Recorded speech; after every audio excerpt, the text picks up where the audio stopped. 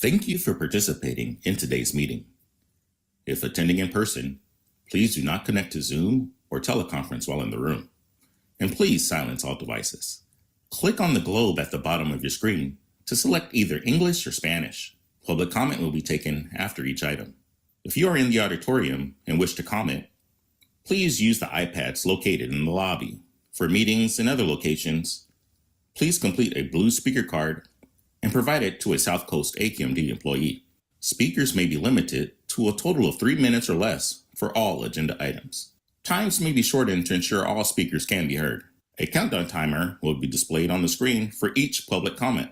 More time will be allotted for Spanish translation that is not simultaneous. For questions or issues on making public comment, please call the public advisor at 909-396-3247. That's 909-396-3247. Please adhere to the speaker time limit and treat others with courtesy, civility, and respect. Failure to do so can result in your mic being muted or you being removed from the meeting. Be aware that this meeting is being recorded. By participating, you authorize recording of audio and visual content presented during the live event and consent to subsequent use of the recording in the public domain by South Coast AQMD.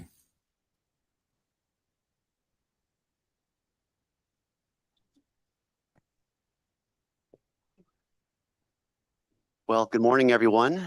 I'd just like to welcome you all and welcome everyone to our Local Government and Small Business Assistance Advisory Group meeting. It's been way too long that I haven't had a chance to see your friendly faces in person and not on a Zoom. So for those who are joining us on Zoom, we welcome you as well. And we've gone through some of our initial instructions. Let's go ahead and, as I'm calling the meeting to order, we'll do a roll call, but I just want to take a moment and personally welcome two new members to our advisory group. Mayor Pro Tem Blair Stewart, welcome, and Fountain Valley Council Member Ted Bowie, welcome. And we appreciate the integration of our local government leaders, elected leaders, members of our governing board, and I think most importantly, those that are in the business community that can help us continue to provide valuable insights for our committees and the governing board overall. So welcome aboard and looking forward to working with you. And we'll just go ahead and do a roll call. And gentlemen, feel free if you want to say a few words, you're more than welcome to do that as well. And we'll start with the roll call. Thank you. Felipe Aguirre. Do it again. Here, present. Rochelle Arizmendi. Sure. Paul Avila. Present. Jeff Blake. Present. Todd Campbell. Absent. Levon Daniel. Absent. John DeWitt. Here. Bill Lamar. I'm here. Rita Luth. Present. There you go. Marquez. Absent. David Rothbart. Councilmember Salache. Present. And also, did you give Mr. Felipe Aguirre? Because he was the first one. He's here in the room with me in the office. Yes, got it. Thank you. And Convoy is in. I have to open the door. I'll be right back. Okay. Open the door. Mayor Locke Dawson. Here. Supervisor Hagman. Mayor Pro Tem Stewart. Present. Vice Mayor Bui. Present. And I'd like to say a few words, if I may. First of all, I'd like to thank you, Mr. Chair. I actually asked myself first. And Want to come to say or? to work with others advisory group in this AQMD. Thank you. Thank you, Vice Mayor. Appreciate it. Mr. Chair? Mr. Campbell just walked in. Just want to Got it. Thank you. And Chair Rodriguez.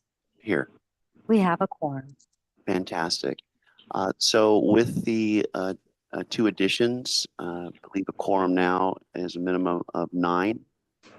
Is that right? Okay, great.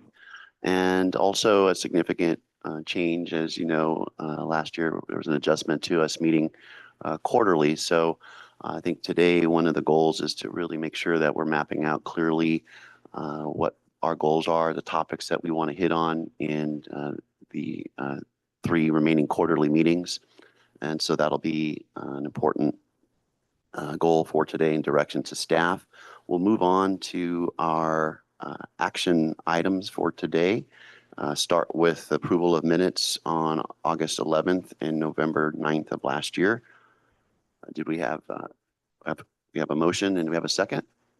Move the item. I would second Jeff Blake. Seeing none. Roll call. Yes, thank you. Any public comment? Seeing none. Okay, we'll do the roll call. Thank you. Felipe Aguirre, Abstain.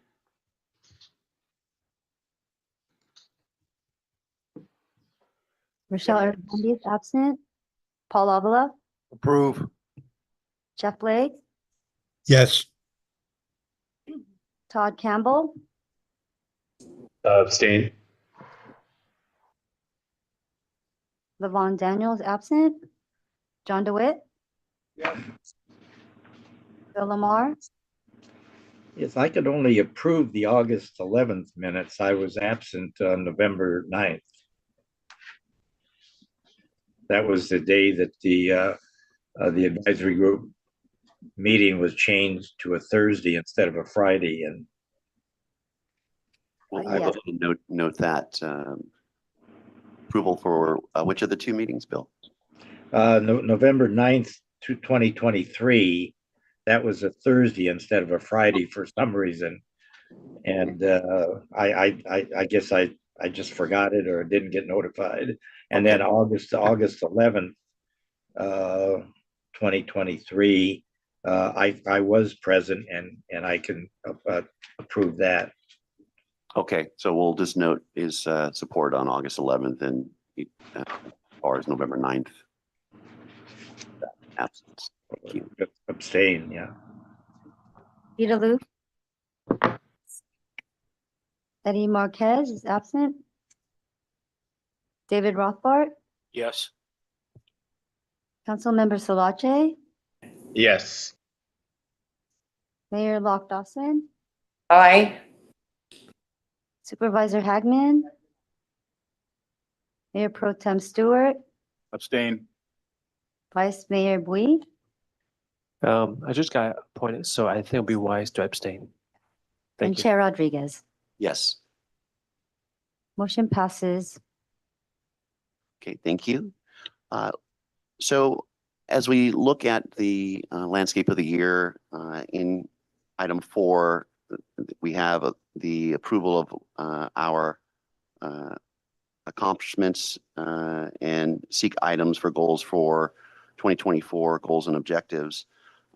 You'll see in your packet on page 3 a list of 20 items for consideration, of which you'll see 10 in asterisks. In coordinating with staff beforehand, I asked for some general recommendations of topics for us to consider this year.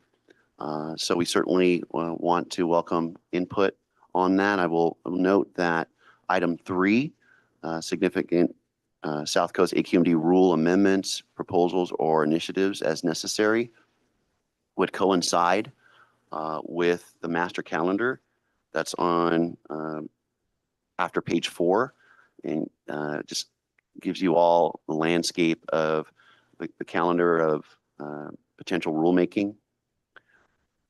So we do have the flexibility under item 3 to bring in issues of most prominent interest for us on the rulemaking. I just wanted to note that alignment as far as that broad scope of 3 tying into any rulemaking matters. And certainly if there's any particular rules of interest on the calendar that you would all like to bring up, would welcome that at this time as well, bringing up for future topics of discussion. So also wanted to bring your collective attention to number 12. At the governing board, under the leadership of Chair Delgado, there's been a renewed focus, not that it hasn't been in the past, but we have been in discussions about the permit application inventory and staffing efforts. And so is that alignment of a priority for the governing board? Thought it would be prudent for us to continue to have updates throughout the course of the year, and also seek your input with respect to how you're seeing that issue impacting either your constituents at a local level as an elected leader, or in your circle of influence, or as you're working in the business community, we'd welcome that feedback as well. So I'll stop there and welcome Derek, if there's anything in addition on the staff side you'd like to highlight before we open it up for discussion. Okay, so that said, what we're looking for really is clarity on, I would recommend no more than 10 topics. My recommendation is we would consider the ones in asterisks, but I don't want to pigeonhole us necessarily to saying we have to do these 10 in asterisks. What I do want to make sure that we do is have a realistic expectation of topics we can take on a quarterly basis. So stop there and would open the floor for any general comments.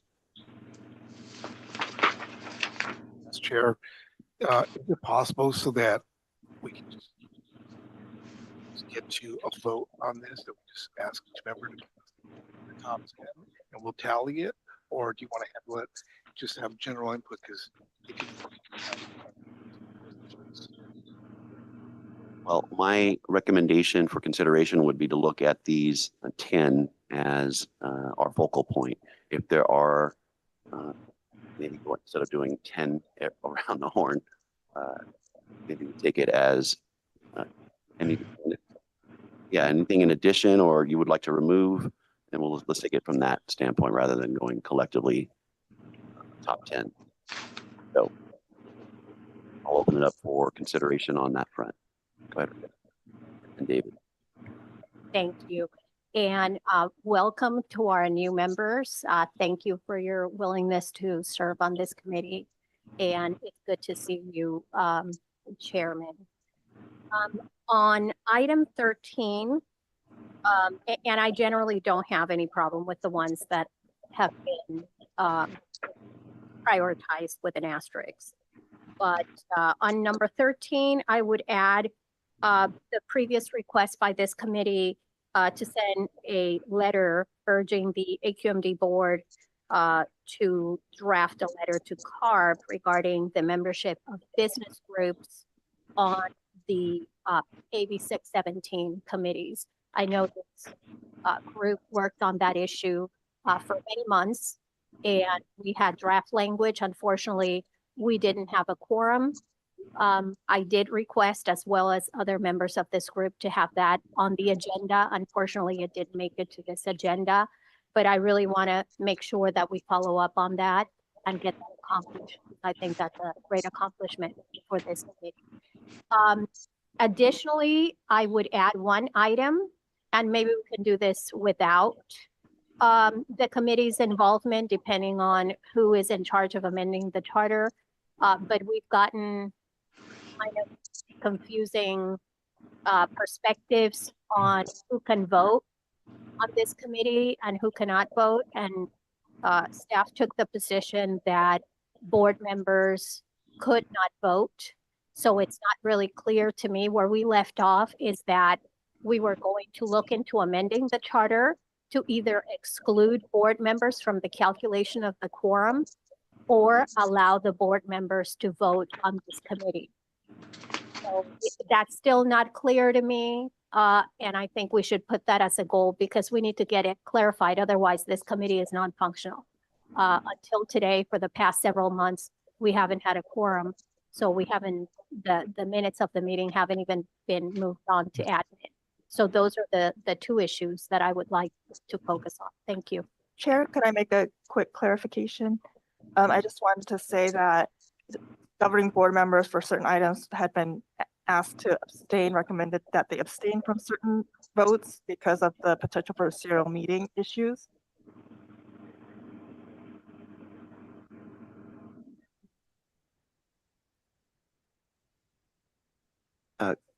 Okay, so just a point of order. I hear you loud and clear, Rita. We certainly went through quite a bit of time on the letter. I believe we had it on the agenda and we just were short. With respect to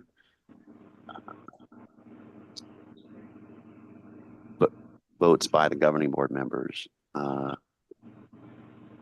we have 17 members. Governing board members were precluded from voting on, say, this letter. I believe that would bring us down to staff about 13. Is that right? Without the governing board members? 13. Okay, we need 9. So as long as we have 9 additional members, so we need 17 to go to 13. 13 members, we'd still have a buffer of 4. So from a practical standpoint, as long as we're showing up, that was unfortunate that didn't happen. And I missed meetings too. So, you know, that happens. So as far as moving toward charter reform and whatnot, I'm not seeing the necessity to do that. As long as we attend the meetings, we can vote on said letter. As to any issues with bringing that back up, I don't, unless staff, you want to highlight why we couldn't do that? Go ahead, Supervisor. No, I was just gonna. There's spots still open at this point, if I'm not mistaken. So I think it's not necessarily amendment order, but laid out by our council what happens, because it happens on a lot of boards committees where there's vacancies that the committee is not appointed. We reduce the number in that there should be still half of 15 if you have 4 people not appointed. But I think that's more of a interpretation by council versus charter change, right? I look at it as more of an attendance issue than a charter issue. If we have full attendance and let's say all 17 of us showed up and we didn't have 4 governing boards voting on this letter, we'd have 13 in attendance, we need 9. So we still have a buffer of 4 on top of backing out the 4 governing board members. We still have 4 additional, absences that we could absorb. So I'm comfortable bringing that letter back next meeting, and let's aim for 17 for 17. But if that didn't happen, we still have that buffer and we can move forward with a vote without governing board members voting. And I know that was certainly a lot of time we spent, and we could certainly make sure that our new members can be briefed on that topic in the interim. Staff, am I missing anything as to reason why we couldn't bring this back to our agenda now that we are going to optimistically have a quorum? So the item is actually going to be forwarded to admin committee next month. So the letter itself needs to be brought back. So that's being voted over. The letter is going to admin committee without. Yep. That would be fine with me. That would skip a step, and we can just move that over to admin. If I'm interpreting your comment. I believe it was going to be attached as a communication to meeting minutes, just so they understand what's going on in this committee. I think that's a little different than we were aiming for, is to bring it before the appropriate body to consider the content of the letter, which would be to send a correspondence CARB, not as an advisory group, but the governing body. So ultimately, if it needed to go through admin to get to the governing board to approve a letter coming out, it doesn't have to be that letter verbatim, but to the preference of the governing board. Ultimately, isn't that what going to the admin committee is kind of that step before? So if you want to have it for as a recommendation, yes, we would bring it back here. So to have a vote. Okay, so then we'll bring it back second quarter. So just quick And that'll be an clarification. item that will be hopefully quick so that we can get into some other substantive topics as well in second quarter. Is there anything else we want to talk about on that? Because I really want to make sure we focus in on the matters at hand. There's 20 different topics, so I'll take one. Mr. Chair, I've had my hand raised for Okay, some time. Bill, sorry about that. Go right ahead. Yeah, I also, when you're ready, I have some of my recommendations to add too. But with respect to the topic of the letter, I've been in communication with CARB's senior staff for about the past four months. Most recently, yesterday, when I was speaking on a call with Deldy Reyes, who's in charge of their clean communities program, and I have been talking with her about the participation or the lack of participation by trade associations and alliances like mine and Rita's on these CSCs, community groups, steering committees. And while Deldy is and CARB staff is empathetic towards this issue, nevertheless, if you look at the AB 617, the law, they speak to affected sources, and they make the argument that businesses are allowed to participate on these steering committees, provided that they are residents of this target communities, of these disadvantaged communities. And oftentimes, as you know, trade association leadership like mine, I'm headquartered in Orange County, and I don't know where Rita is headquartered, but I think in the Inland Empire somewhere. So, but Deldy offered a counter offer, and she said she and CARB would be happy to participate in our local government small business assistance advisory group meetings to discuss AB 617 issues and any small business, or for that matter, any business concerns or concerns by any of our members in a more friendly environment. As you know, these steering committee meetings oftentimes have been rather volatile, and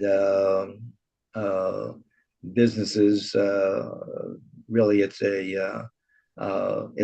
a hostile environment for the business community. We're not wanted there in the first place, and that was made patently clear 6 years ago. So I would think that would be a more than satisfactory alternative if this group would agree to invite Deldy and her staff to our meetings, or at least our meetings where AB 617 is on the agenda. And we could have our issues heard by CARB and made a part of the 617 agenda.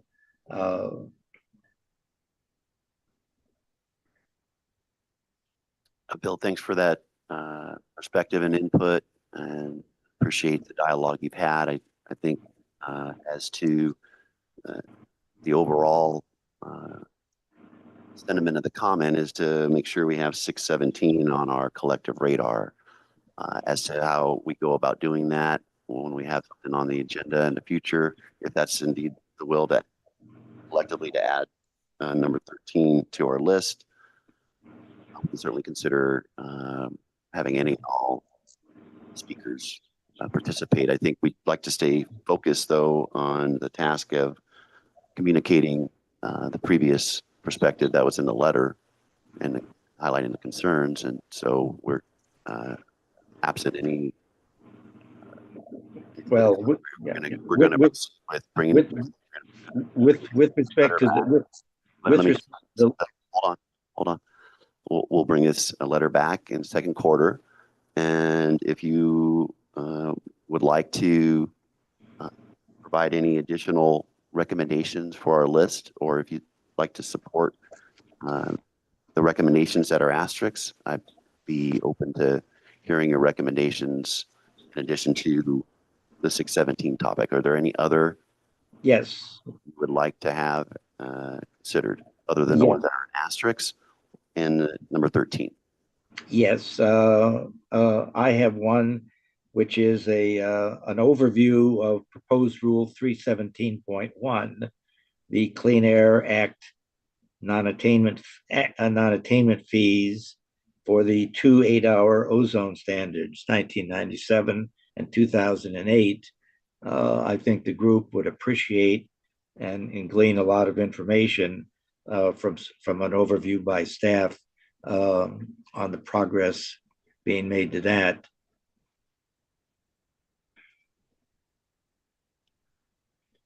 Would that fall under any of the existing recommendations?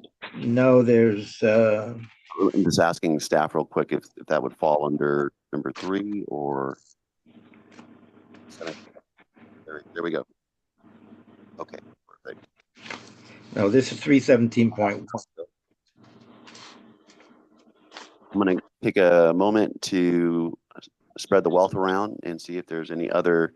Well, I have some more, Mr. Chair, because I want to also see if David has some thoughts as well. We'll come back to you, Bill.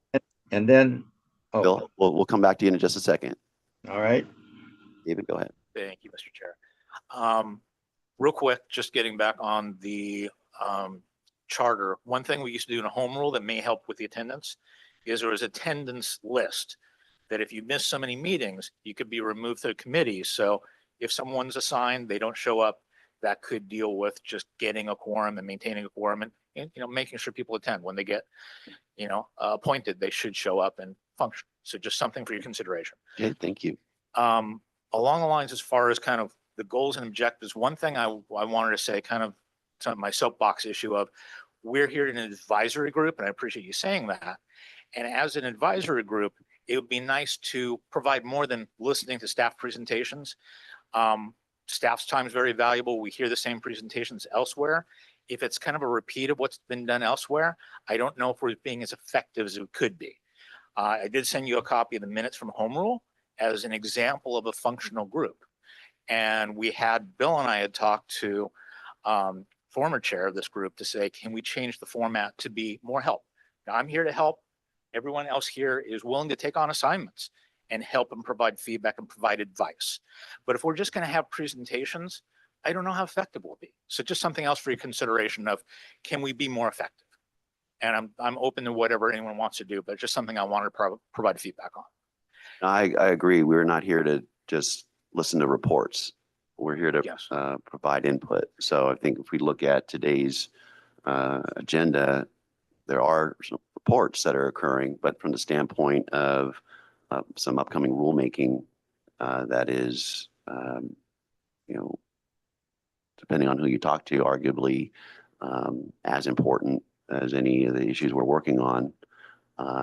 It'll set the table for us to provide that input. So we want to make sure we're all working from the same point of reference, because not everyone is attending all the committee meetings. So we'll have a couple of presentations today, and then it'll allow us to formulate some collective input and then be able to pass that along. So, but I do hear you loud and clear. We're not here to just listen to reports. We do want to have that functionality of providing input. I certainly value that. I know the staff does. So we'll make sure, David, that we stay laser focused on that function as well. I appreciate it. So what your request is, let me answer that as far as the topics. Some recommended modifications, additions. One, item 8, greenhouse gas related activities, considering that's usually fairly important to a lot of stakeholders. That may be useful depending on the subject matter. As far as item 10, I would like to recommend a modification to that to be a little more focused, and to add on to the end of that sentence by saying, and addressing unassessed chemicals using provisional health values. One more time. For Number item 10, and add the additional language. Correct. And what was that language again? And the language is to add in and addressing unassessed chemicals using provisional health values. And in the intent of that change is it would make it kind of a combination of item 10 and item 15. So it's one focused discussion. So I'm consolidating two items. Oh, I see. Okay. Maybe more efficient that way. Okay. So if that's acceptable. Next recommendation for item 12 to make a revision. So basically kind of integrating 10 and 15. Correct. It's just combining both of them. Okay. And the next recommendation is for item 12 to revise it to update on permit backlog and permit streamlining efforts. So I think it's the same topic, just a little more focused. Backlog and streamlining. So it would be update on permit backlog and permit streamlining efforts.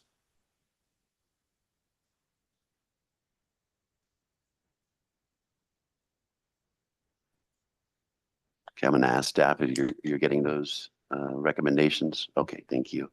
And I think we would, the spirit of what the topic would be would include that. Yes. But would welcome the additional focus language. Focus to direction the staff. Okay. Again, then, 12 is consistent with the recommendation, as well as 15 integrating into 10. Both of those are asterisks as well. Right. So I'm hearing support so far on the recommended items with some adjustments on. I'm trying to go through it real quickly. Okay. I haven't forgot about you, Bill. Yes. Go ahead, David. Hopefully Bill will support what I'm saying. Okay. Too. Item 14, slight change to item 14, which would be summary of compliance and enforcement policies and practices.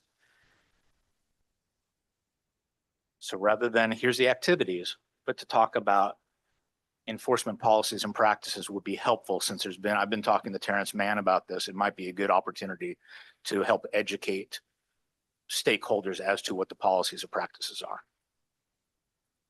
Okay, so that's two ads that I'm hearing here, David, 14 and 8. Correct. From your initial proposal. Yeah, so the challenge is every time we add one, we make it unlikely we're going to be able to. I consolidated one. I took one off. Oh, okay. All right. We got a net +1. Okay. Well, I just want us to be, again, mindful of, we got quarterly meetings now. There's only going to be so much we can cover. So I don't want to put unrealistic goals that we can't accomplish. Agreed. From the standpoint of topics. So, and then last one go ahead. is what Bill wanted. And the change to item 17 that I hope will satisfy Bill as well is to revise it to say overview of proposed rule 317.1 and potential fee equivalency. So we have just 317 listed, and that's not a current issue. 317.1 is the current rule being discussed. Yeah, the 317.1 and the fee implications as that rulemaking is moving forward. Correct. I think was what I was interested in making sure we're engaged on as best we can. Although, frankly, it looks like that timing is going to be more like April. We don't meet again until June. So there's an example of our gaps in our meetings aren't necessarily going to give us an abundance of opportunity to be weighing in, but nonetheless, we'll be hearing about that shortly. That's all I have. Okay. Thank you. Go ahead, Paul. And if I miss you, I'm not trying to ignore you. Just put up your card like so if you're here. And then Mayor Locke Dawson, I see your hand up as well. We'll go to you next. Hey, Mr. Chairman, I got something a little more easier and not as intricate. Number 18, my proposal is to remove that totally. Overview on CARB on zero emission forklift regulations. I mean, you're in business and I cut through business all the time. Everybody's got a forklift. Some of them have 100 forklifts. And to do a micromanagement on one forklift versus a report that you can even wrap your head around something as amorphous as that, I don't think it belongs here. It belongs somewhere else. So my suggestion is to remove 18. That's me. Thank you. Paul, thanks. That helps with efficiency, narrowing the list. Just to be clear, these weren't meant to be all 20 per se for our consideration to have in our next 3 meetings. Those that were asterisks by them were the ones we were going to look to narrow. But I'm hearing you reinforce 18 would not be a priority. So thank you for that. Okay, I don't see any other. I'm going to come back to you, Rita, in just a second. And Madam Mayor Locke Dawson, please, the floor is yours. Thank you, Chair Rodriguez. I just wanted to welcome the new members and also thank you for always running a very efficient meeting. I always appreciate it. And the fact that you outlined priority topics, I just wanted to support the ones that you had identified with your asterisks. I think those are going to be really important for us to hear this year. And then lastly, I think it was Mr. Lamar's point, or maybe it was somebody else's, I apologize, about, no, it wasn't Mr. Lamar, it was somebody I think in the room, about not being talked at, but being able to have a discussion about things and not just getting reports. And I might suggest, if it's reasonable, to put an agenda item at the end of the agenda for future agenda items brought forth by the committee members so that they can make recommendations dynamically as we move forward this year. Thank you, Mayor. And that point of adding an item on the agenda, is that related to issues for future consideration, or what was your thinking? As I like the direction. Yeah, just right. I think it's a great opportunity wherever we can kind of solicit. But what was your thinking on that? Yes, items for future consideration. If there are things that haven't been covered, as they said, they're just getting reports, or if there's questions or things that want to be discussed and vetted more thoroughly and have a discussion, perhaps that's the place to bring it up, to be taken up at the next meeting. That's all.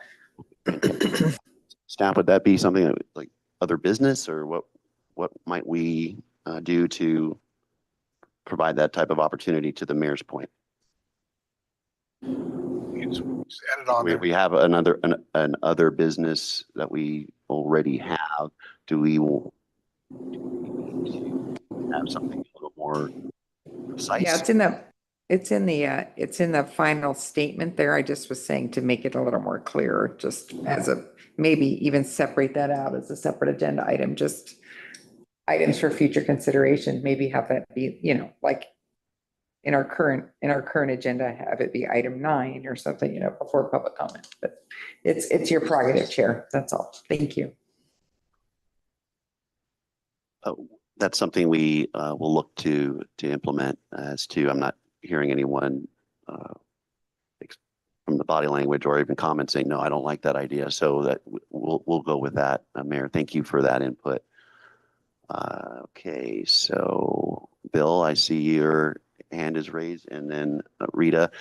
Does anyone else have, before I go back to Bill and Rita, and again, I really want to make sure that I'm respectful of everyone's time. We are looking to end the meeting at 1 o'clock. We still do have 2 presentations, and I'm really sensing that we have some good consensus on the topics, but I don't want to presume that. Are there any others who haven't provided input yet that would like to do so now? Supervisor? Green light back on again. Just some general review. This committee reminds me of when I started back in the Park and Recs Commission 25 plus years ago, where my staff was reporting things to us that happened last month. And I think you're on the right direction with this. Really, I looked at the founding of this committee way back when, and that was to allow AQMD to get input on rulemaking stuff earlier in the process and try to bring in local government and business partners to have that input before it comes to the board when we have our battles. And so whatever unit staff pick to go for our agendas, this should be like, we shouldn't be reviewing things that's already been done, because frankly, you're not gonna have any effect on it. It's been done. So this is a place to bring business, local government, and board representation together to hear about the pitfalls of rulemaking that we're doing way before we get into the nitty gritty of it, before it's done.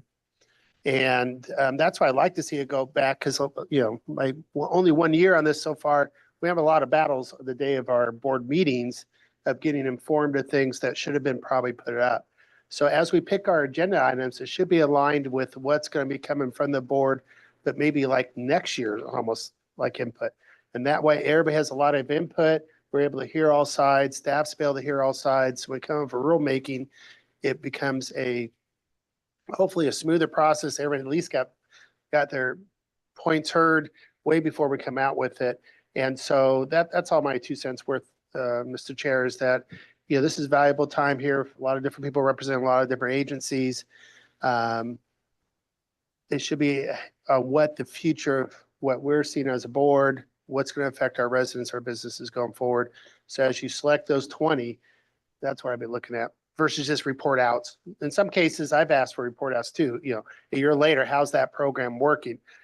Which has this benefit, because we may have to change rules or amend things. But that's just in general. Thank you. Thank you, Supervisor. Agree 100% on not wanting to be looking back at what happened, but provide a look to the future for input on issues that are going to be coming before ultimately the governing board. So agree with that loud 100%. Go ahead. To follow up with Supervisor Hagman, someplace I would love to see a relationship between members and the board that are impacted by the regulations, and what were the real costs to those members. It's, as Bill Lamar and myself have tried on the CARB Small Business Advisory Group, it's very difficult to go forward when we don't know where we've been and what the impact is and on the people that we regulate. That's my continuing whine and snivel. I wouldn't look at it as a whine and snivel. I would look at it as some sage advice as to making sure that we count the cost of the implications of new rules and rules that have been in existence. So I think we could certainly do well to reiterate that now in the minutes and make sure that we're passing along those sentiments. You have 4 governing board members. So we're going to be in the meetings, and as we continue to hear that emphasized here, we could be increasingly sensitized to that as we have issues come before us. So value that input. All right, thank you. Okay, we do have two presentations. They're going to take about 15 minutes each. I do want to make sure we leave time for input. So I really want to move this forward here in the next few minutes. So Bill, unless you have something that's really dire that you want to change up, I want to move toward the consensus I think we have right now. Go ahead, Bill. I think you are on mute. I'm sorry, I do have make a motion, I think. I do have a couple of recommendations. Go ahead. And one of another one of mine is an overview of EPA's regulatory activities regarding forever chemicals under TSCA, which is the Toxic Substances Control Act.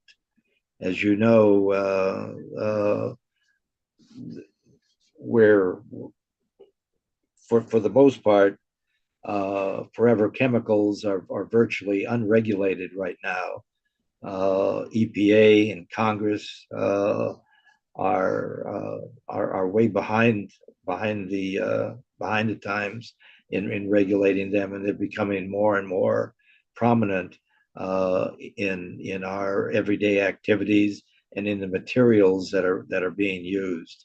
And they do have air quality implications.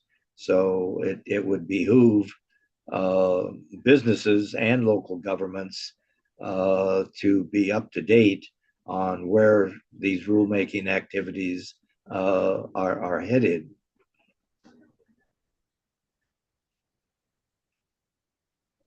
Thank you, Bill. And then my last one is to review for this advisory group to review, collaborate, and make recommendations for updating our charter and mission statement. As I don't know if you've read our charter, but it notes that in December 2002, the governing board received recommendations of the Blue Ribbon Panel regarding the operation of advisory groups. I was a member of that Blue Ribbon Panel back then. I was the chair's representative. And I don't know if I'm the only living member around or surviving member, but it was never our intent that the charter would be unilaterally changed by staff, as apparently it has here in March of last year.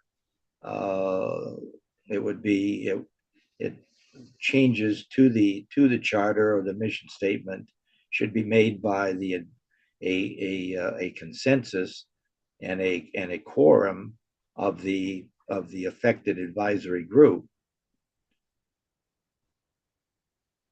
But anyway, that was my last recommendation, is to review, collaborate, and make recommendations for updating the charter of Local Government Small Business Assistance Advisory Group, if as necessary. Thank you, Bill. Sure. So if I may, to try to move us forward,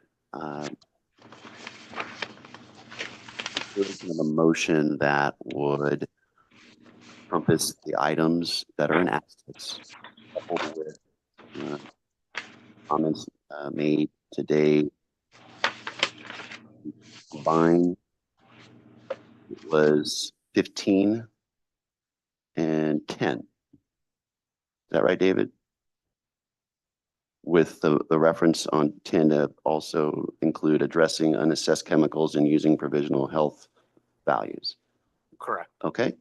And then likewise on 17, revised to read 317.1.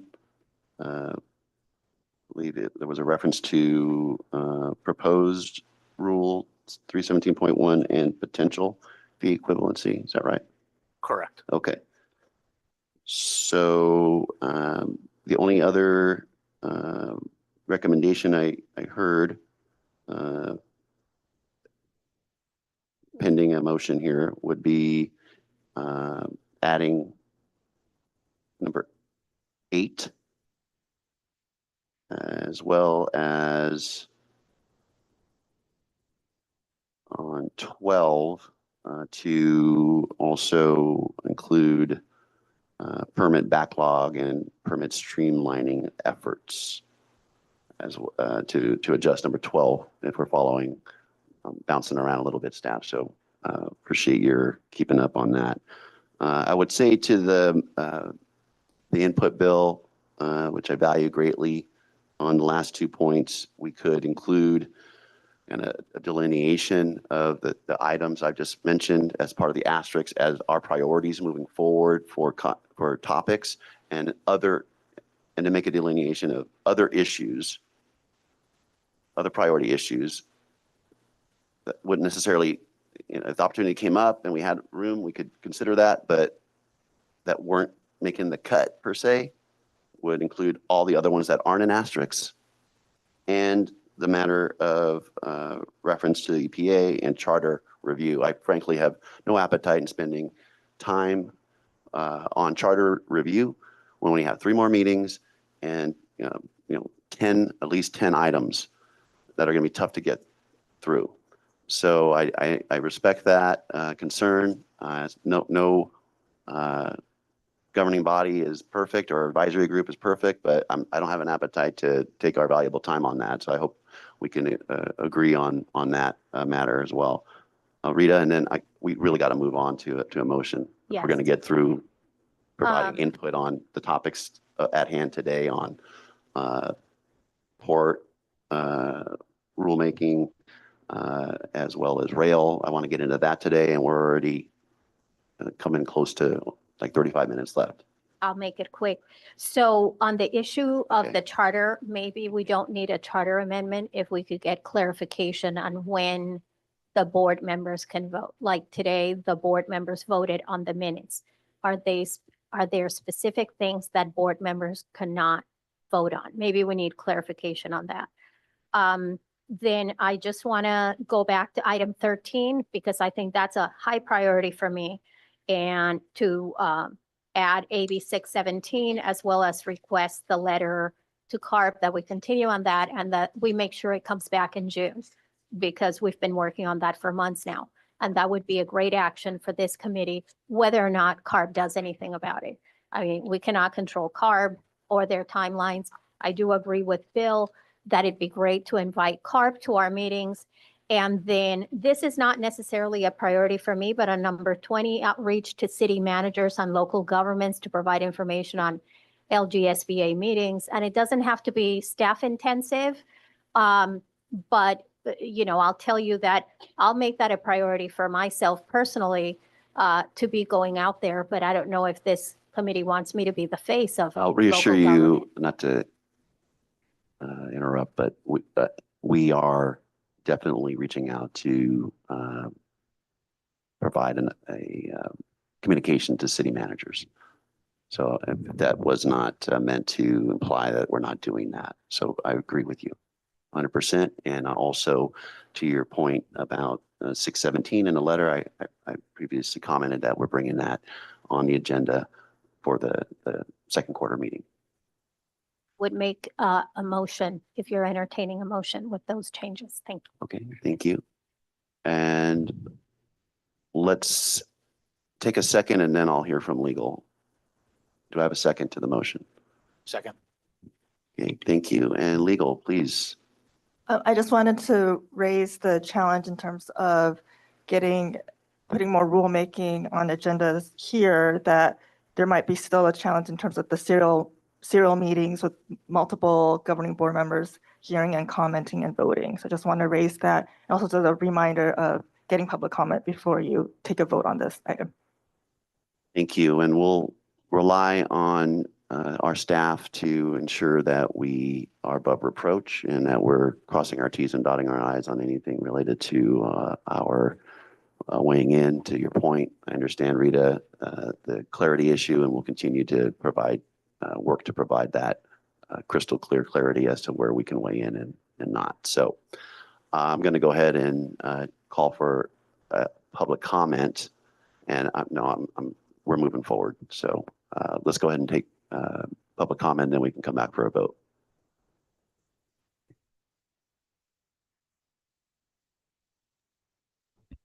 No public comment. Okay, let's call for the vote, please. Felipe Aguirre, Wait, say it again? Yes. Shella Rizmendi. Aye. Paul Avila,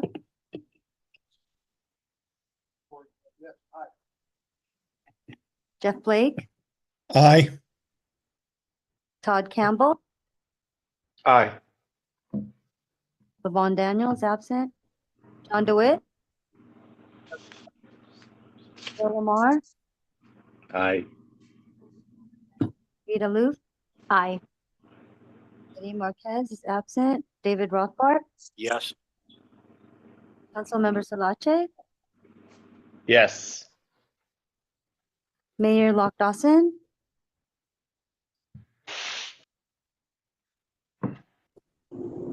Unfortunately, Mayor Lock Dawson has to step out for a doctor's appointment, so she won't be able to participate in this vote. Supervisor Hackman, Mayor Pro Tem Stewart, Aye. Vice Mayor Bui. I just want to point of clarifications on the motion that we're making here is on the only on the 10 asterisk, or there's some addition. With Okay, the so the changes. 10 asterisk in addition to others. Okay. Aye.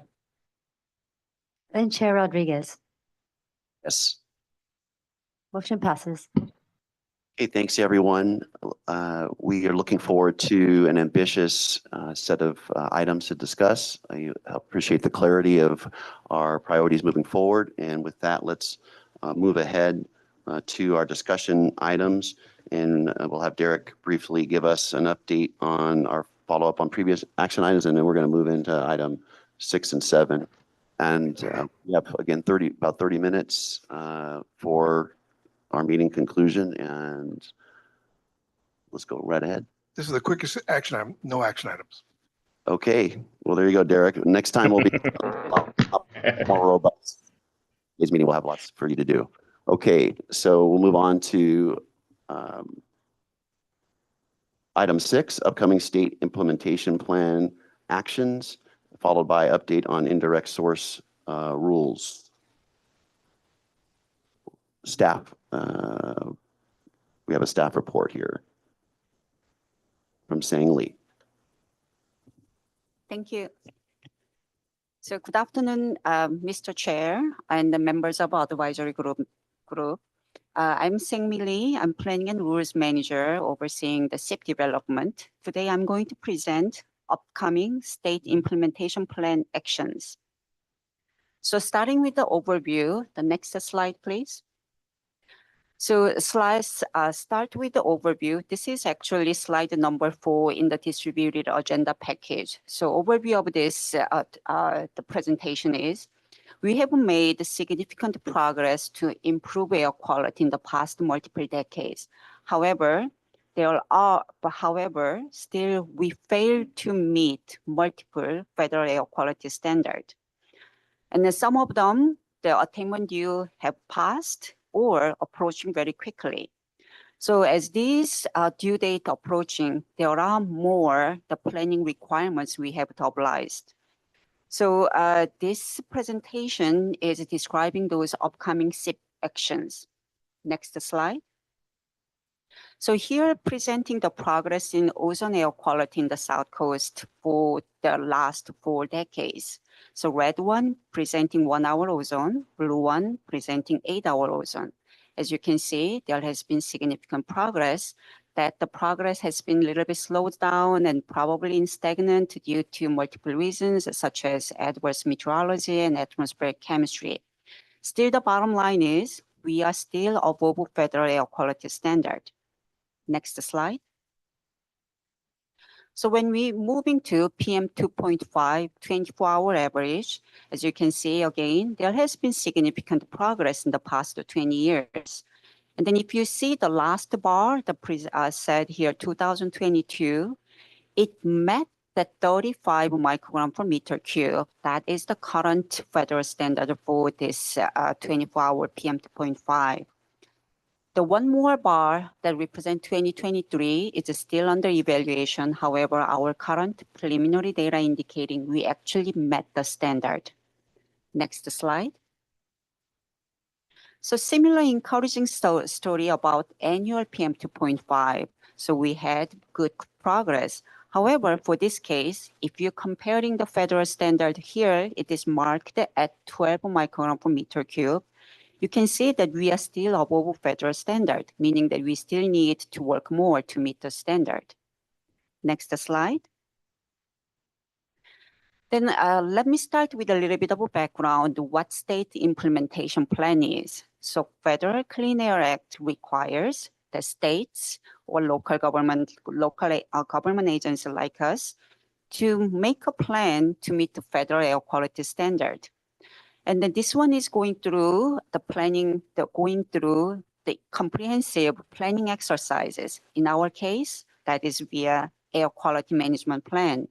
So the 2022 AQMP is the latest approved AQMP. These plans are very comprehensive documents that includes dozens of elements. And if state fails to submit or get disapproved by EPA or failed to implement completely or partially, then we can get sanctioned by any of these measures. Next slide. So this lists the current federal air quality standard that are relevant to our area. So starting from the ozone, there are 4 different standards, and South Coast is in extreme non-attainment area for all 4. Coachella is a similar story, except that it's in attainment for 1979 1-hour ozone. For PM2.5, South Coast is in serious non-attainment for the first 2, which are 12 microgram annual and then 35 microgram meter cube for 24-hour standard. South Coast have met the previous 1997 standard, but as indicated in the previous slides, we are fairly confident that we met this 2006 standard last year. Coachella is in attainment or unclassifiable for PM2.5. And then one last note here is, if you're looking at this attainment date column, the attainment due dates either have passed or approached very quickly. That opens to the new requirement for various planning elements. Next slide. So this is the list of upcoming SIP actions. For Coachella, we have to develop contingency measures for 2008 ozone standard, and also we needed to develop a plan to attain it. For South Coast, we are developing an attainment plan for 2012 annual PM 2.5 standard, and also contingency measure for various ozone standard. And then we're also expecting failure to attain a 1979 ozone and 1997 ozone standard. Some complete implications of it we are going to discuss, and non-attainment fee for ozone standard. Lastly, we are going to present this EPA's new PM 2.5 next. Here in this distributed agenda set, it says proposed next. That's because when we finalized this slide deck, EPA has not finalized yet. However, they finalized this new one beginning of this week, February 6th. They're pretty much indicating how dynamic this SIP world is. But as we go through this presentation, I indicate where that the updates has made in the past week or 2. Next slide. So starting with the contingency measure. So Clean Air Act requires contingency measure to be an additional measure to kick in if an area fails to meet the standard by the required due date or fails to meet the progress toward the attainment. This measure needs to be above beyond of any existing planning requirements. So in theory, contingency measure is designed to get the non-attainment area back to the path to attainment. However, in practice, the areas like South Coast Air Basin, we are already extreme non-attainment for ozone and serious non-attainment for PM 2.5. We already depleted all the feasible measures, and then there is little to no room left for contingency measure, indicating the practical challenge to identify contingency measure. Next slide. So starting with Coachella's contingency measure for 2008 ozone standard. So Coachella was originally classified as severe, but then later it was reclassified as extreme. We developed a plan and to address severe non-attainment status, submitted to EPA, and they approved it. But then, in the meantime, there has been multiple adverse court cases that forced the EPA to change their interpretation of contingency measure requirement. And then our submitted plan did not address these new requirements. Therefore, we withdrew them to avoid potential disapproval. This still means we have to develop new plan and submit to EPA to avoid the sanctions. Next slide. As mentioned, we also need to develop plan to attain the standard. So this attainment plan for severe area was submitted to EPA in 2017, but in the meantime, we encountered a situation called transportation conformity lockdown that is due to EPA's new approved model, not because of a change of any other planning assumptions. And then this conformity lockdown could jeopardize billions of dollars worth of transportation funding. So to resolve that issue, we requested bump up for the Coachella's non-attainment status. EPA approved it. And now we have to develop new plan and submit to EPA. Staff is working on developing this new plan, and then this will be brought to board consideration later this fall. Next slide. We're also developing attainment plan for the 2012 annual PM 2.5 next. So similar stories, we already developed a plan submitted to EPA. However, in the meantime, EPA came up with new requirements, that is the monitoring PM 2.5 levels near roadways, and then told us if attainment plan does not address those newly available, the plan can be disapproved. So we withdrew the plan to avoid the disapproval, and then we are now developing a new plan. This new plan will come to the board consideration sometime summer of this year. Next slide. We are developing series of contingency measures for ozone standard. So one is 2008 ozone. So again, we developed this measure, submitted to EPA, then EPA approved only conditionally based on our commitment to develop new measure and submit to EPA. So we followed up our commitment. EPA is sitting on it currently. So in the meantime, EPA released a draft guidance how to develop contingency measure, and then we are considering to follow an alternative approach to comply with EPA's new draft guidance. Next one.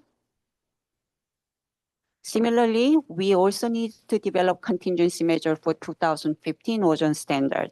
We are planning to take an approach similar to 2008 ozone standard. Next slide. South Coast Air Basin has failed to attain 1979 and the 1997 ozone standard. When an area failed to attain federal air quality standard, there are consequences. Those are, for example, the new non-attainment fee or triggering contingency measure or revised attainment plan. But then I'd like to have your attention that these standards are revoked standard, meaning that the consequences of failure to attain may be different from the current standard, and then EPA is currently evaluating those options. So we will see what what type of the obligation will come out when EPA issue this notification. Next slide. There are more concerns on the 1997 ozone standard. So we are in extreme non-attainment area, and then we were allowed to rely on future cleaner technology when demonstrating attainment. But then we also have to develop plan what those new future clean technologies are, and then we did so in 2019.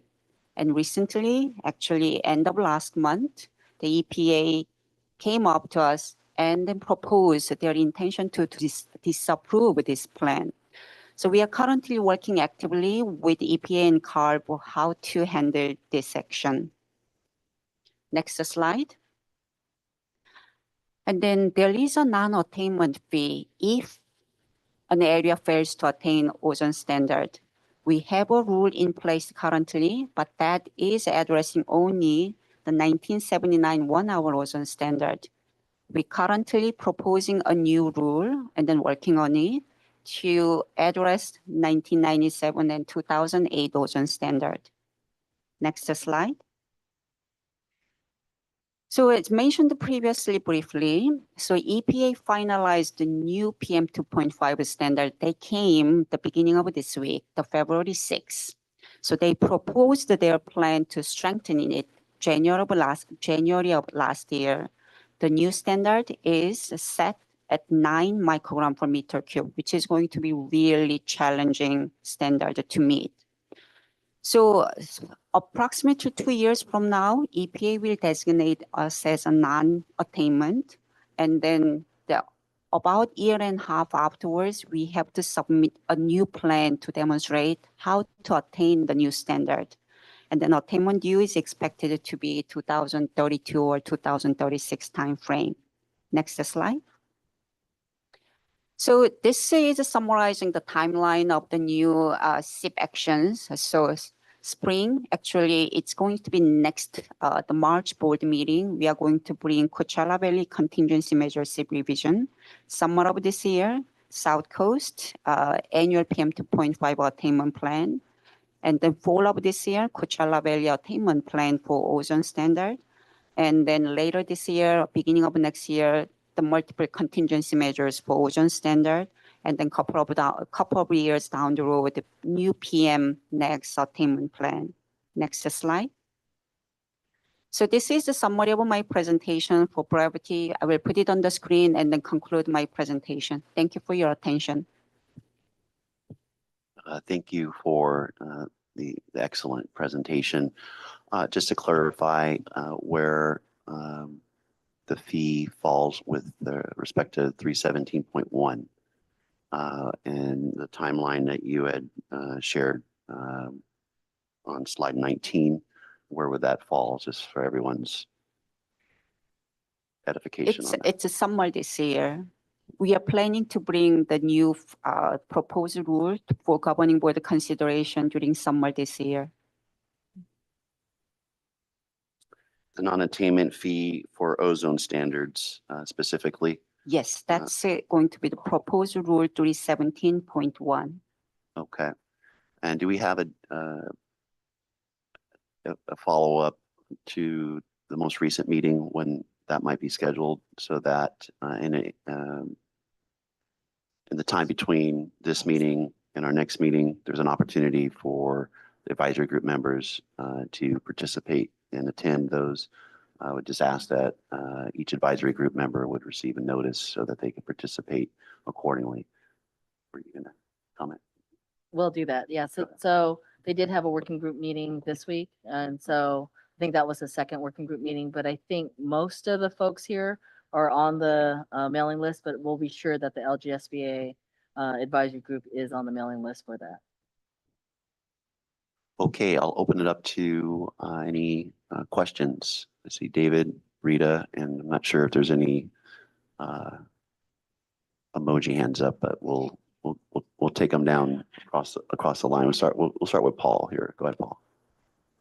Saying thank you for the presentation, and I don't want to kill too much time here, but I want you to extrapolate for me bureaucratically. Okay, no clear answer.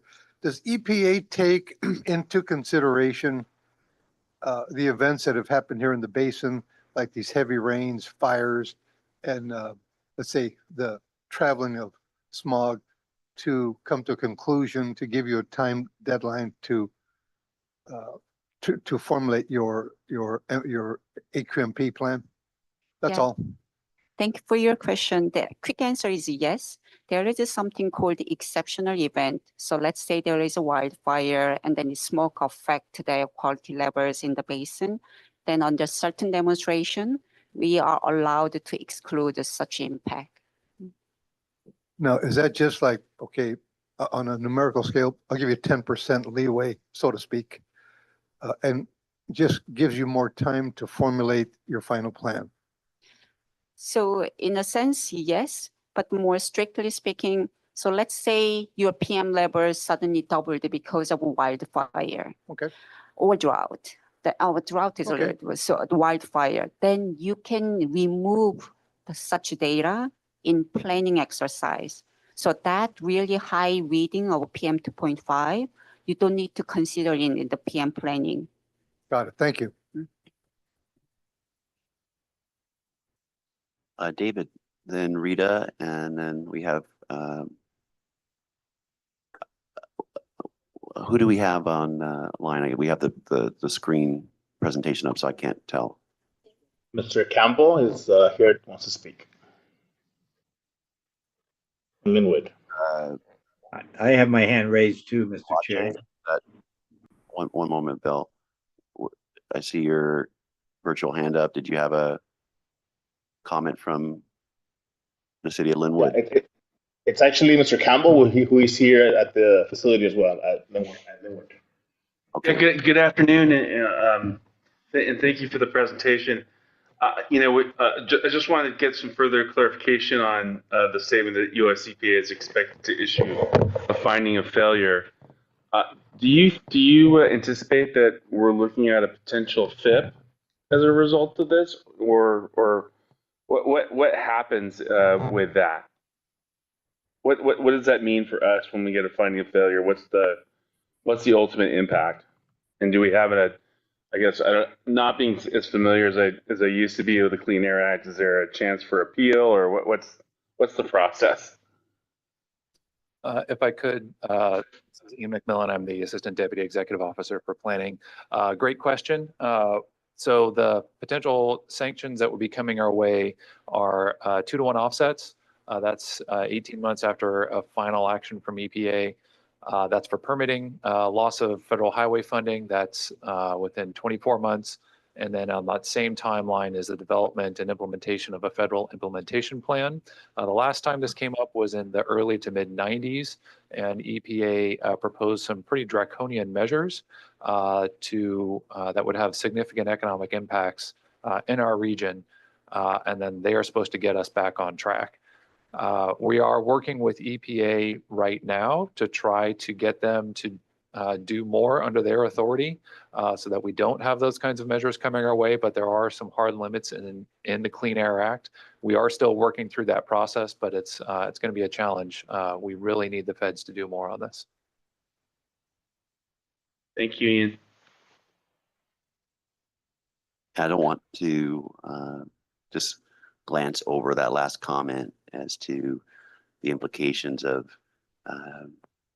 at a federal level, more being done in order for us to reach our attainment goals.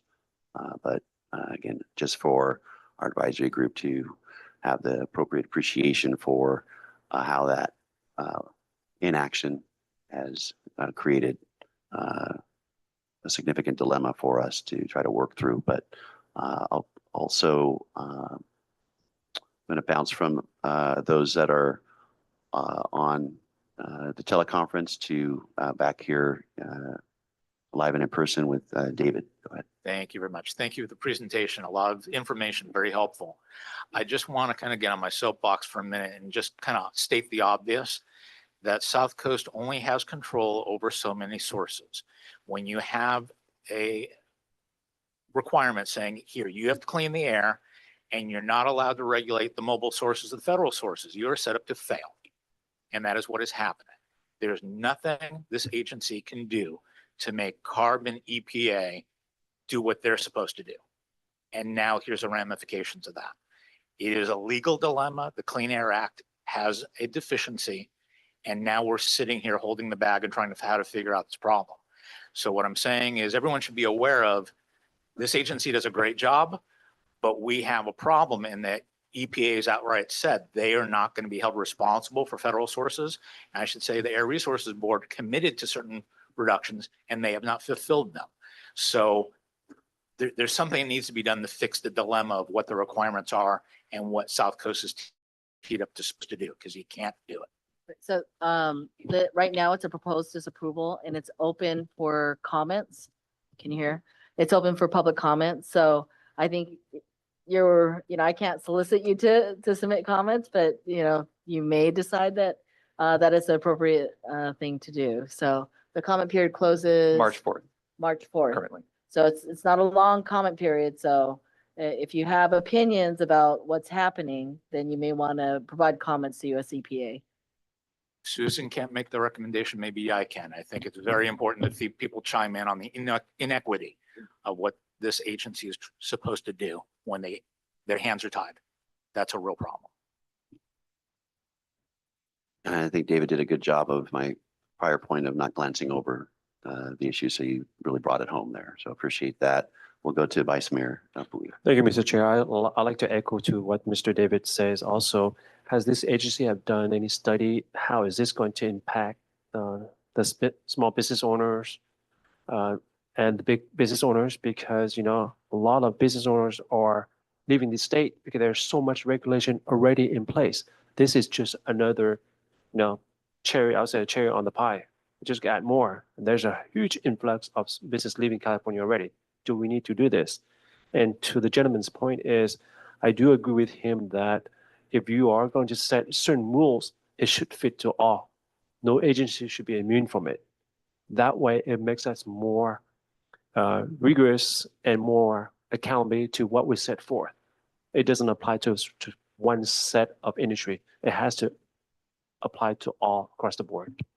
So it makes more, like I said, accountable to the decision we make as the agency moving forward. Thank you. Thank you, Vice Mayor. And just from an appreciation of our advisory group on what's the most imminent action currently under consideration based on the presentation today, would there be something that's potentially happening as far as a regulatory action or rulemaking action in advance of 317.1 and the non-attainment fee? Is there, as far as kind of setting the landscape of upcoming potential action, can we get some clarity on that? If I could Yes. take that one. We do have the most immediate action that's coming up that will be coming to board. We anticipate right now in March is not actually one of the big things that we're talking about here. We have a smaller SIP element that it's critical. If that doesn't get submitted, then that could trigger sanctions, but we think we have a pathway to take care of that. So that's for the Coachella Valley contingency measure element. So that'll come first. But I think the most significant one is this one we just mentioned with the comment period out right now. That's the larger contingency measure plan for South Coast, and that's for the 1997 ozone standard. EPA is going to act by July 1st under a consent decree. So the comment period they're in right now, that's the one that's really significant because that will have the most serious consequences for us. Where does the rulemaking underway 317.1 fall in that? I believe right now that's on rule calendar for June. And that fee won't kick in immediately. That has a little lag time before that actually would kick in. I think it's not until 2026 or 2027 that fee would actually get in. It would only affect major sources. Okay. And just so that everyone here in an advisory group can have some clarity on that last point, do we have a sense of the number of businesses that would be impacted, 300 plus? I think 300 to 400, right in that range. Okay. And I think the advisory group for as information becomes available as to those locations of those impacted businesses, I think it would be helpful for the advisory group to know if it's in their circle of their area, so that they can also be making sure. And I would imagine that those potentially affected businesses it's been brought to their attention. Yes, it has. And we'll make sure that the point that you're making about that extra outreach, that if there's an overlap in those Venn diagrams of who's, involved here, I think we can follow up on that too. Okay, so I would just ask that information to bridge to the advisory group members so they can, on their own, if they wish to, reach out to said businesses, and again, just kind of bring that input to bear as you can participate in upcoming meetings, and again, just have that ability to be an engaged participant in the process. We do have some gaps again between this meeting and the next meeting, and it seems like 317.1 would likely come before the governing board before June. Right now, I think scheduled for June board. Okay, but I'm thinking it's potentially an action that would happen before we meet again. So for this advisory group, again, just wanting to make sure you're alerted to this, you're aware of this, and as you feel led to communicate even individually, certainly they can do that. We're not going to be in a position to have a comment letter or something like that. We just won't be able to do that, but it's really important to me to make sure that you're clear on the landscape of what's on the horizon, so that you can then participate as you think would be appropriate within your circle of influence as well. So if I may ask, Mr. Chair, so when will we receive more details on the Rule 317? So we could see, as some of us are elected official, how is that going to impact our community, or like the business communities? And would that be sufficient time to give our input to the governing board reference to those details? So there's a couple places. So on our website, we have our proposed rules, but I've already reached out to the rule team to add everybody that's on the local government advisory group, to add you to their distribution list. So we have working group meetings. There'll be a public workshop. We'll have, it'll go to, it's called the Stationary Resource Committee, which is a portion of our governing board, and they'll present the proposal there. And then there'll be a set hearing 30 days before to our board. And then so there's another opportunity to provide comments and to participate. So can always provide written comments. We can come out and talk to you or any constituents that you'd like us to discuss the proposal. So many opportunities. So I can put in contact with you, the rule team, if you want additional information. Okay, great. So like you said, Ms. Suzanne, if you could kindly send the information. And so the process is to reply back to, is that what I'm hearing? The process to reply back to you, any comments or any suggestions, then you forward those comments or suggestions or letters to the governing board before their meeting. Is that what I'm hearing? So we prepare a staff report, and it has all the comments, and then we highlight to the board any key remaining issues that are raised through the process. Great, thank you. Rita. Yes, thank you. And thank you for your comments and your comments as well, Vice Mayor. That's a conversation that we've been having in this committee and many other forums. And I know David has brought that up because it's very unfair to stationary sources to get penalized for the sins of the mobile sources. Even if we were to shut down 100% of business in Southern California, would not achieve the goals, the federal goals. So very concerning, very harmful to business. And it doesn't differentiate between clean business and the businesses that have processes that are not so clean. It treats everybody the same. If you're a major source, you're in business, you're going to get a fee. And that doesn't really do anything for the air. So that's my comment on that. And just a quick question, Sangmi, and thank you for your detailed presentation. On your slide 12, you mentioned the 2 SIP elements that were problematic. Can you tell me a little bit more about those? Sure. So the annual PM 2.5 plan actually have 2 failure to submit issued by EPA. So EPA actually issued 2 notifications for failure to submit. So first one here, it says the 2 SIP elements, that is emissions inventory and best available control measure. That was issued last year. And then again, after this presentation was finalized and before today, so beginning of this year, EPA issued another notification for failure to submit. That is the rest of the SIP planning elements that include the entire attainment plan, control measures, and the progress demonstrate toward attainment, all of them.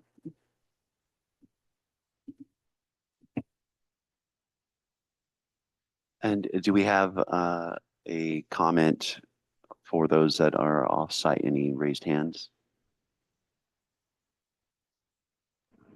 My hand is raised, Mr. Chair. My hand is raised, Mr. Chair. Yes, Bill, go right ahead, please. Oh, all right. Yeah, I guess in response to all the concern that's being raised about Section 185 fees, it's my understanding that, well, 317.1 is going to address the 1997 ozone standard are being failing to comply there, and then next would be 2008. So we have yet to get to sanctions for PM 2.5, the level being lowered from 12 down to 9. But the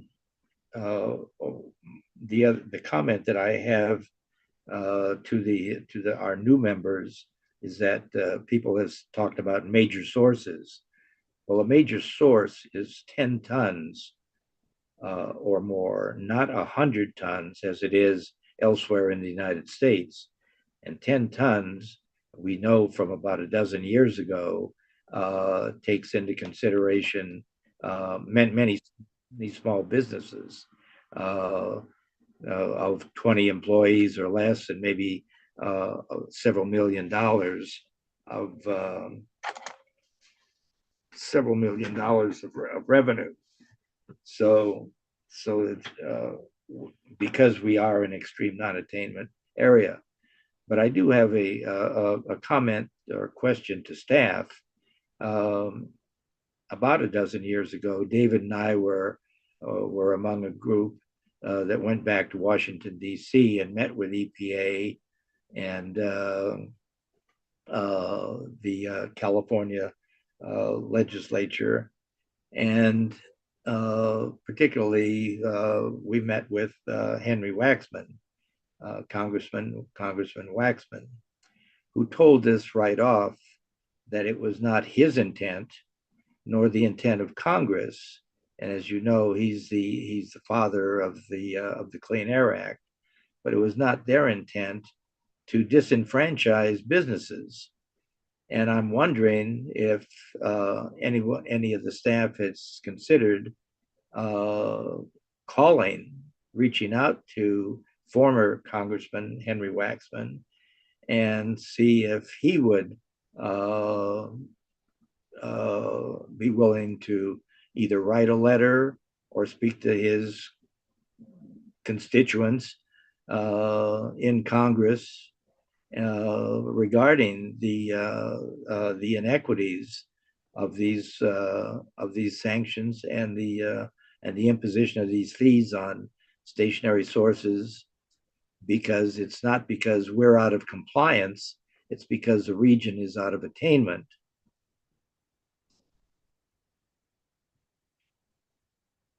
Thank you, Bill. I think just from the standpoint of our minutes, if I don't know how much detail we can get into, but the last comment about idea from our members about said letter, I could reflected. I think that's instructive from the standpoint of a tangible idea that has come from an advisory group member, and we can have that reflected in the minutes so that they're passed on to the governing board members and committee members. They can see that.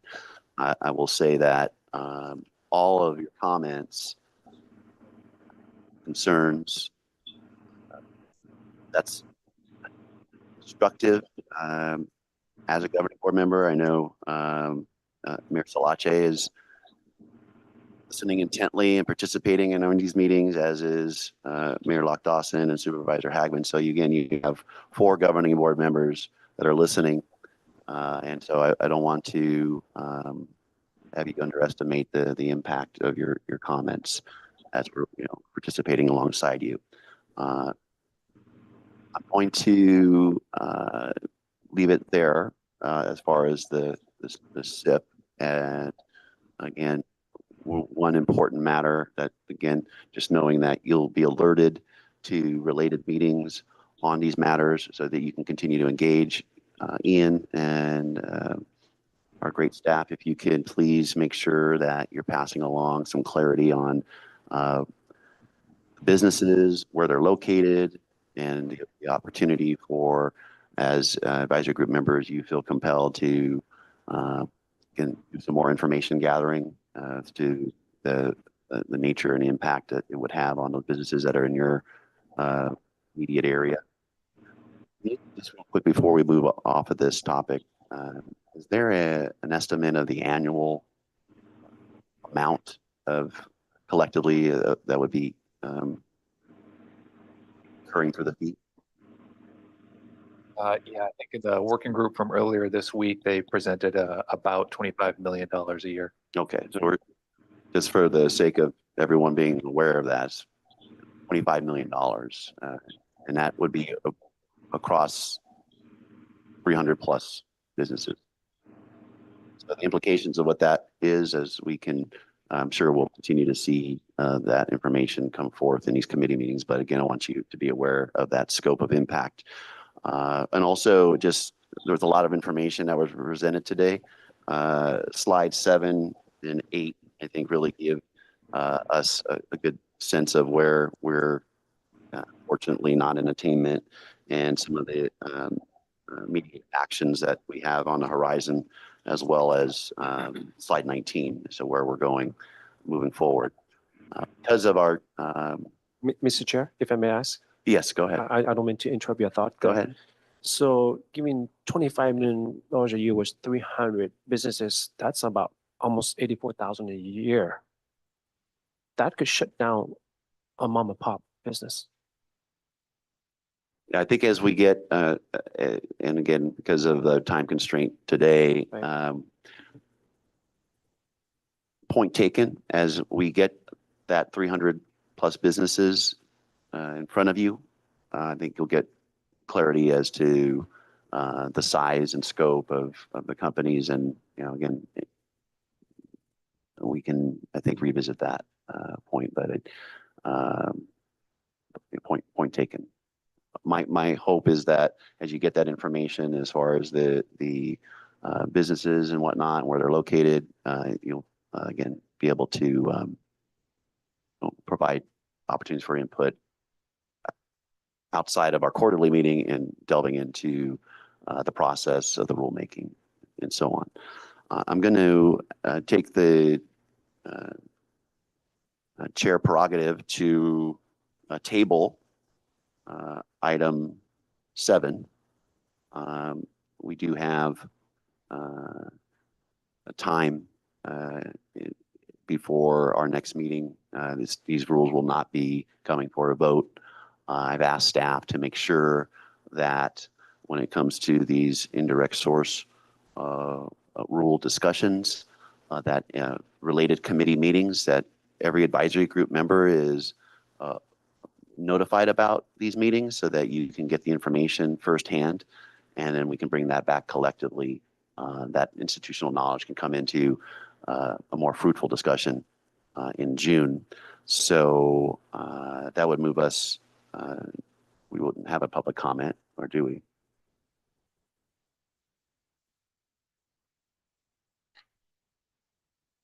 Any public comment for our last item? No Okay. public comment. Thank you. And we're tabling 7, and we'll move on. Because we're tabling, we don't need to comment, right? No public comment. Okay,